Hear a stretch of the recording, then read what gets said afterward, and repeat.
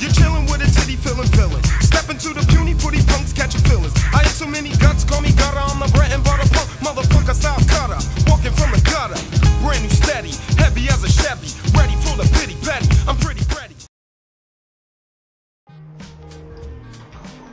I work in mental health field. I do case management work with the population of mentally ill homeless. And that's my 9 to 5. I'm also in school now. I'm trying to go for a doctorate in physical therapy, so I started that road. I started breaking, it was around my sophomore, junior year in high school, so I was about 17. It was probably about 1997. When I was a kid in the 80s, like everybody else, when breaking was really big, I kind of had this idea to do it, but I lived in the mountains in Colorado. It wasn't really something that happened. And at a high school dance one time, this guy Shane, aka Bboy Atlas, he was doing something simple, just some footwork. I think he did a backspin, a freeze, and it really caught my eye. So I asked him kind of where he learned. He gave me the card of this guy named Kevin O'Keefe, Bboy KO, and I went to his class, and I just instantly just fell in love with it.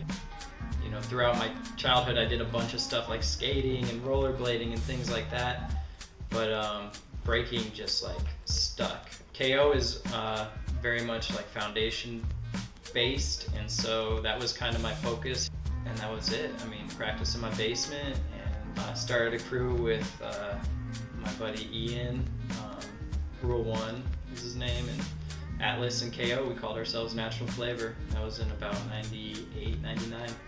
I would probably define my style as very much foundation based, because that's kind of where I learned. But when I learned back in the late 90s, b-boying was kind of just a freestyle dance. There weren't as many rules, I feel, as there are now as what b-boying is and what b-boying isn't. It was kind of like you have your foundation and your freezes, and then from that you just expand, and that's kind of the route I took. I consider myself kind of a jack of all trades, master of none. I like to do power and footwork and freezes and try and mix everything up. I feel like I may listen to music a little differently. I don't listen to just strictly the beat of the music. I listen to more of the rhythm and the flow of the music, and I think that kind of shows in my dance. I feel like in order to become better, stronger b-boy, I need to kind of focus myself more at practices, meaning I'm not just going to practice to work on the moves I already know and not necessarily develop new moves, but to kind of cross-train, do drills, do things like that, conditioning, and kind of change my mentality when I'm at jams. You know, it doesn't have to be necessarily a lifestyle anymore. You know, I'm 30 years old, but when I'm in it, I think I need to take it more serious.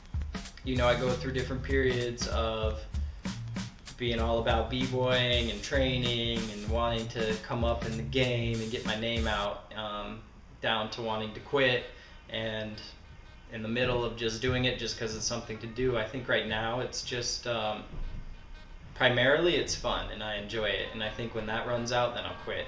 You know, it's really just amazing to see what your body can do, and not just mine, but you know, watching other people push the limits.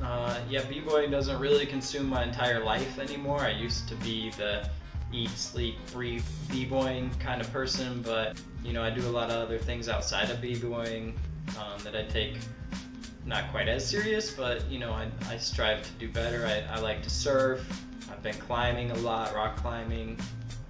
You know, other than that, I like to go camping. I like to ride my bike. You know, I got 2 dogs, mine and my girlfriend's dogs, so do stuff with them, go to the beach, go on hikes. In a way, it's a good way to escape from b-boying and remember, you know, that there's more to life than b-boying, and it's fun to experience life. Bye.